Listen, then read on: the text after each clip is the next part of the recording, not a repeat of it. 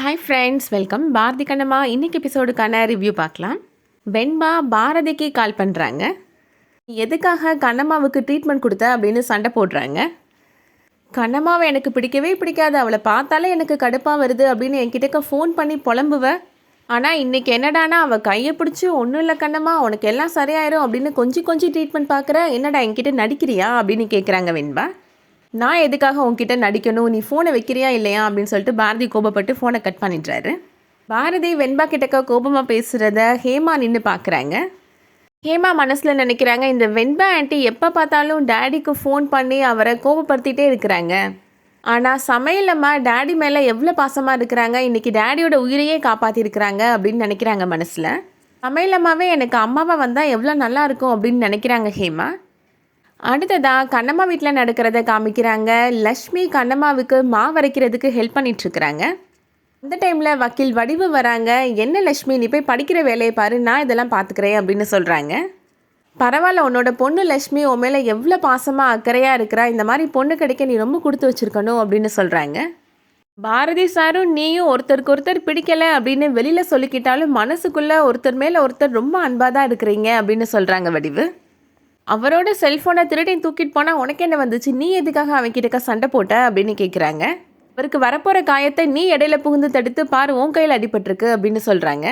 பாரதி சாருமே உன் கையில் காசு கொடுத்து வேற எங்கேயாவது போய் ட்ரீட்மெண்ட் பாரு அப்படின்னு கூட சொல்லாமல் அவரே தூக்கிட்டு போய் உனக்கு அவர் கையாலே ட்ரீட்மெண்ட் கொடுத்துருக்காரு. மேலே பாசம் இல்லாமலாம் இப்படிலாம் பண்ணுறாரு அப்படின்னு கேட்குறாங்க வடிவு. கூடிய சீக்கிரமே நீங்கள் 2 பேரும் சேர்ந்து வாழ தான் போகிறீங்க அப்படின்னு சொல்கிறாங்க வடிவு. அடுத்ததாக பாரதி வீட்டில் நடக்கிறத காமிக்கிறாங்க. பாரதியும் கண்ணம்மா பாரதியை காப்பாற்றினதை பற்றி யோசிச்சுட்ருக்கிறாரு. இப்போ அவங்க ஹேமா வராங்க. என்ன டேடி நீங்கள் எதை பற்றி யோசிச்சுட்ருக்கிறீங்க, நான் கரெக்டாக சொல்லட்டுமா அப்படின்னு கேட்குறாங்க. என் சமையலம்மா பற்றி தானே யோசிச்சுட்ருக்கிறீங்க அப்படின்னு சொல்கிறாங்க. அது எப்படி உனக்கு தெரியும் அப்படின்னு பாரதி கேட்குறாரு. சமையலம்மா இன்றைக்கி உங்களை காப்பாற்றினாங்கல்ல, வீட்டில் இருக்க எல்லாருமே அவங்கள பற்றி தான் பேசிகிட்ருக்குறாங்க, அப்போ நீங்களும் அவங்கள பற்றி தானே நினைப்பீங்க அப்படின்னு சொல்கிறாங்க ஹேமா. பாட்டி கூட என்கிட்டக்க சொன்னாங்க டேடி, சமையலம்மா உங்கள் மேலே, என் மேலே, சித்தப்பா சித்தி மேலே எல்லார் மேலேயும் ரொம்ப பாசமாக இருப்பாங்க, அவங்க ரொம்ப நல்லவங்க அப்படின்னு சொன்னாங்க டேடி அப்படின்னு சொல்கிறாங்க ஹேமா. போதும் ஹேமா, சமையலம்மா பற்றியே தான் பேசிகிட்டு இருப்பியா நீனு அப்படின்னு பாரதி கோபப்படுறாரு. எனக்கு உங்களை ரொம்ப பிடிக்கும் டேடி, உங்களை சமையலம்மா தானே காப்பாற்றினாங்க, நான் அவங்கள பற்றி பேசிக்கிட்டே தான் இருப்பேன் டேடி அப்படின்னு சொல்லிட்டு போகிறாங்க ஹேமா. இந்த சமையலம்மான்ற வார்த்தையை ஒரு நாளைக்கு நான் எத்தனை தடவை தான் கேட்குறது, கூடிய சீக்கிரமாகவே இதுக்கு ஒரு முற்றுப்புள்ளி வைக்கணும் அப்படின்னு பாரதி யோசிக்கிறாரு. அடுத்ததாக கண்ணம்மா வீட்டில் நடக்கிறத காமிக்கிறாங்க. லக்ஷ்மி கண்ணம்மா கிட்டக்க என்னோட பர்த் சர்டிஃபிகேட்டோட காப்பி கேட்டாங்கம்மா ஸ்கூலில் அப்படின்னு கேட்குறாங்க. கண்ணம்மா உடனே யோசிக்கிறாங்க, பர்த் சர்டிஃபிகேட்டில் லக்ஷ்மி அப்பாவோட பேர் அட்ரஸ் எல்லாம் இருக்குமே, அதெல்லாம் இவ தெரிஞ்சுக்கிட்டா பிரச்சனை ஆயிருமே அப்படின்னு நினைக்கிறாங்க. அதெல்லாம் கொடுக்க முடியாது லக்ஷ்மி, தேவி மேம் கிட்டக்க நான் ஃபோன் பண்ணி பேசிக்கிறேன் அப்படின்னு சொல்லிடுறாங்க கண்ணம்மா. சரிம்மா, நீ பர்த் சர்டிஃபிகேட் கொடுக்க வேணாம், நான் கேட்குற கேள்விக்கு மட்டும் பதில் சொல்லுமா அப்படின்னு லக்ஷ்மி கேட்குறாங்க. நான் எந்த ஹாஸ்பிட்டலில் பிறந்தேம்மா அப்படின்னு கேட்குறாங்க. அதுக்கு கண்ணம்மா சொல்கிறாங்க, அந்த ஹாஸ்பிட்டல்லாம் இப்போ கிடையாது, அதை இடித்து சூப்பர் மார்க்கெட் கட்டிட்டாங்க அப்படின்னு போய் சொல்கிறாங்க. சரிம்மா, உனக்கு டெலிவரி பார்த்த டாக்டர் பற்றியாவது சொல்லுமா, அவர் எங்கம்மா இருக்கிறாரு அப்படின்னு கேட்குறாங்க லக்ஷ்மி. அவர் அமெரிக்கா போயிட்டாரு அப்படின்னு சொல்கிறாங்க கண்ணம்மா. சரிம்மா, நான் எந்த ஊரில் பிறந்தேனாவது சொல்லுமா அப்படின்னு கேட்குறாங்க. இதே ஊரில் தான் பிறந்த லக்ஷ்மி அப்படின்னு சொல்லிட்டு கண்ணம்மா அங்கேருந்து போயிடுறாங்க. கேட்ட உடனே லக்ஷ்மிக்கு ரொம்ப சந்தோஷமாயிருது.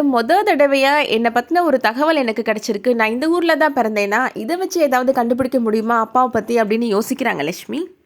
அதோட இன்னைக்கு எபிசோட் முடியுது. நாளைக்கு எபிசோடில் லக்ஷ்மி பாரதி கிட்டக்க போய் கேட்பாங்க. அம்மா சொன்னாங்க நான் இந்த ஊரில் தான் பிறந்தேனா, ஆனால் நான் பிறந்த ஹாஸ்பிட்டலில் இடித்து இப்போ சூப்பர் மார்க்கெட் கட்டிட்டாங்களாம், அந்த டாக்டர் கூட இப்போ அமெரிக்கா போயிட்டாராம் டாக்டர் அங்கிள் அப்படின்னு சொல்கிறாங்க. நீங்களும் டாக்டர் தானே, நான் சொன்ன டீட்டெயில்ஸை வச்சு அந்த டாக்டரை பற்றி விசாரிக்க முடியுமா அப்படின்னு கேட்குறாங்க லக்ஷ்மி. இதுக்காக லக்ஷ்மி இப்படி திடீர்னு கேட்குற அப்படின்னு பாரதி கேட்குறாரு.